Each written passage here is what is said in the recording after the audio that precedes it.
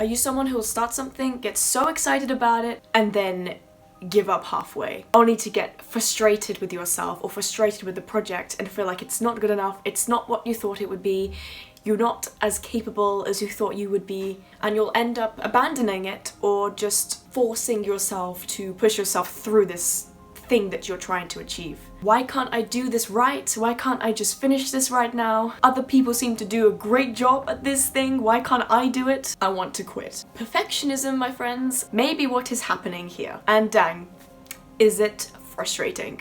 People who are perfectionists tend to put a lot of pressure on themselves, me included, to meet these unattainable standards that you have on yourself, on your work, on whatever it is, a hobby. You just have these standards that you feel you can never meet. You're highly critical of yourself to end up beating yourself up under anything that doesn't meet these standards that you have of what it's supposed to look like or your idea of perfection, and you end up beating yourself up, blaming yourself, thinking, why am I not good enough? Why is this not good enough? Why everyone else is doing it perfectly fine? Why can't I do it? Or even if everyone else is not doing it, someone might have done it in the past, like build a really successful YouTube channel or business or have a perfect body like other people have done it. You're like, why can't I do it? Feeling like everything you do in these projects are just not good enough. I personally battled with perfectionism, and this was the way I used to think about everything in my life. Career, my body, my diet, my sleep, art, even relationships. I would have these standards and have this vision of what I wanted it to look like, and every time it wouldn't be like that, I would think I'm failing, or I would beat myself up and be like, why am I not good enough? Why is this not good enough? And end up just getting really discouraged, demoralized, and just want to abandon it and not do it anymore because these standards are just unattainable. And it's just incredibly hard to live with this way of thinking because it's like everything cannot really meet your expectations that you may have of yourself and your life, or even other people, because perfectionism can actually spill over into other people as well in your life. You've made perfectly good progress in whatever it is, but you just abandon it because it's not good enough. Even though it is, just because your standards, your mind feels like it's not good enough, which is crazy. And I've abandoned many projects, especially art, businesses, just everything. I would just like, this is not good enough, Georgia, you're not being good enough. It's just like everything had to be perfect, and this idea in my mind, and it's not, that's not life. It's not real life. It also may mean you choose not to do something because you will fear that you will not get it right. So you end up not even starting it in the first place. The fear of failure, that you just procrastinate this. You'd rather just not even do it at all if you can't get it perfectly right.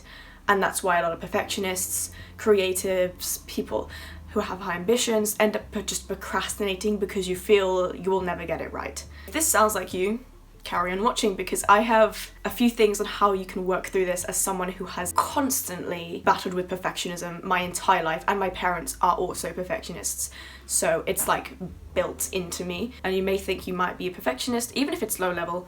Here are some things which can help. Take everything with a pinch of salt. I'm just a girl on the internet. My name is Georgia Peck, and feel free to subscribe if you like this kind of content. Talking about alternative self-development, not like the typical gurus of like, go meditate for 10 minutes and you'll be fixed. Just challenging and making people think more. How to overcome perfectionism or deal with it, you may ask. How can you deal with this thought process? How do you deal with it? How can you get rid of it? I asked myself this question many times in my life. Can I not just think normally and just accept an outcome, or like accept my progress? Because I actually have got over perfectionism, like I would say 80% of the time. I don't think like this anymore, thank God, because it's draining. It's hard to break out of that cycle. I have 7 tips for you today. So sit back, take some notes. We don't want to be passively just absorbing information. Sometimes you may hear information more than once, enough times that you feel like, okay, maybe I should actually try this, because generally it's just the fundamentals that are repeated over and over again that are really boring but work. Number 1, allow yourself to make mistakes. It's okay to just accept the fact that things aren't going to be perfect, because perfection doesn't exist. It is subjective, and someone's perfect version of, I'm trying to think of something that's universal that I can apply, or I can't even do examples. And realize that the expectations that you might have in your mind just will never end. So allow yourself to make mistakes and enjoy the process and experiment, because life is one big experiment. And when we allow ourselves to make mistakes, we can see it is not the end of the world when we fail. Is failure, I don't believe in failure. I know it's cliche, but I don't believe in failure. I just believe in lessons.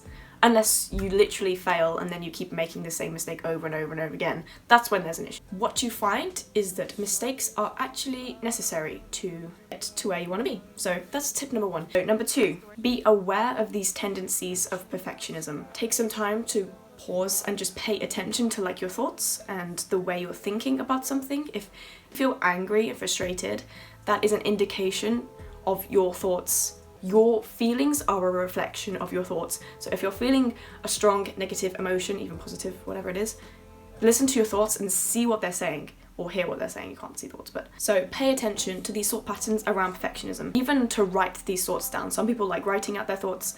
It's a lot easier to, instead of them cycling constantly around your head, to put them on paper and just see them how they are and to understand them better. So yeah, something is always easier to overcome once you have identified and have that awareness that it's there. It's like fighting an invisible ghost who keeps punching you. Like, you can't see it, but once you have it on paper, it's a lot easier to kind of work through. Number 3, to just get it done. Literally something you have been putting off for so long because you feel you're going to fail, or you have paused the project and because you feel frustrated, just been putting it off, or maybe it's putting off something starting. Go with the intention of like, this is not going to live up to my standards, and just go with it. Get out of your comfort zone and do it, and stop judging yourself.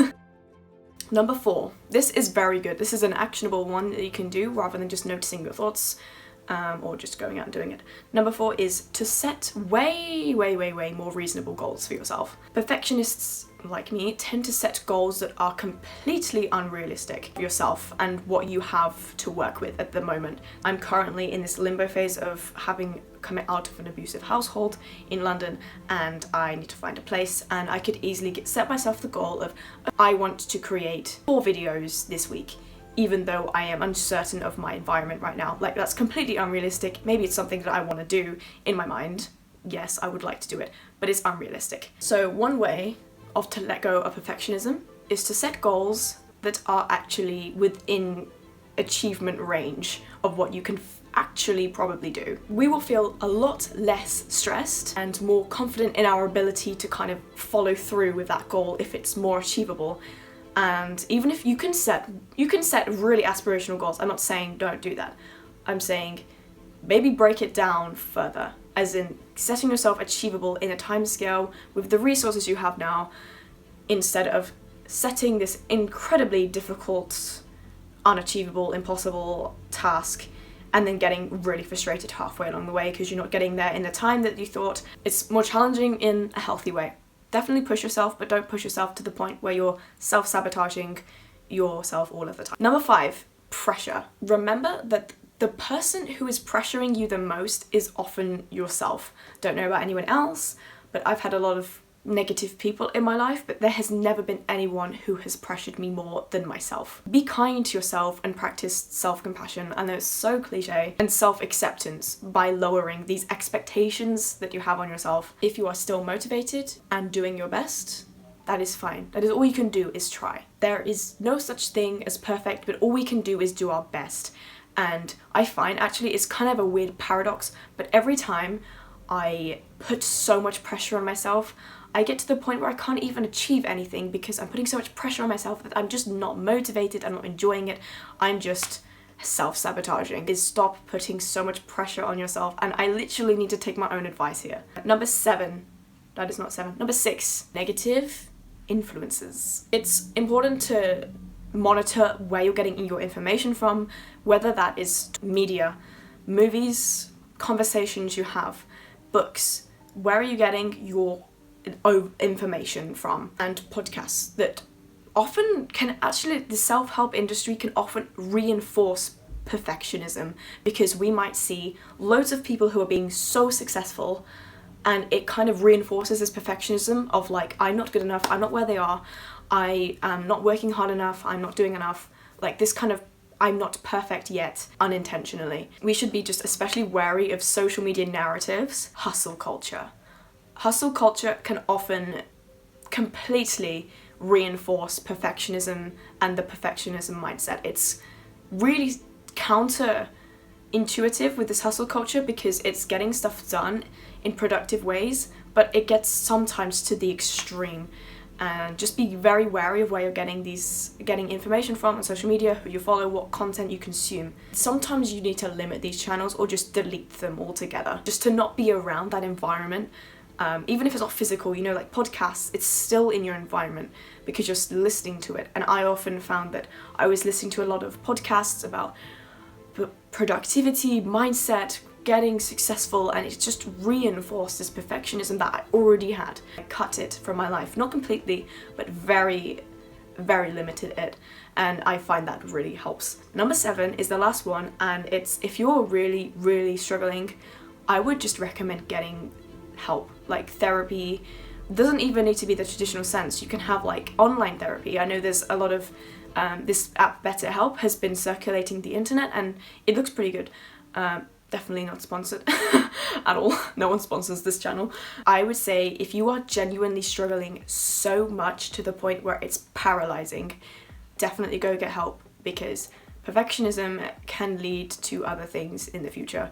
For me personally, my perfectionism led to a lot of anxiety and depression and eating disorders because I would put so much pressure on myself and I would need to find a way that I could be perfect and control my life, and it would just lead to a lot of anxiety. It just snowballed. So I wouldn't want that to happen to anybody else. And yeah, so these tips are pretty lighthearted and pretty actionable, and take whatever you will from these 7 tips and don't feel ashamed about it at all. If you need help, get help. And often perfectionists will be like, nah, I can do it all myself. I can do this, because a lot of them are very self-sufficient, like me. That is perfectionism, the spiral, and how to kind of unwind this spiral. Even if it helped one person, that is enough. My job is done, because I struggled with perfectionism my whole life. So if this helps anybody to get out of that, I am very happy about it. So yeah. Feel free to like and subscribe and comment down below if this has helped, or if you have struggled with perfectionism and you have anything else to share, and I shall see you in my next video. Bye!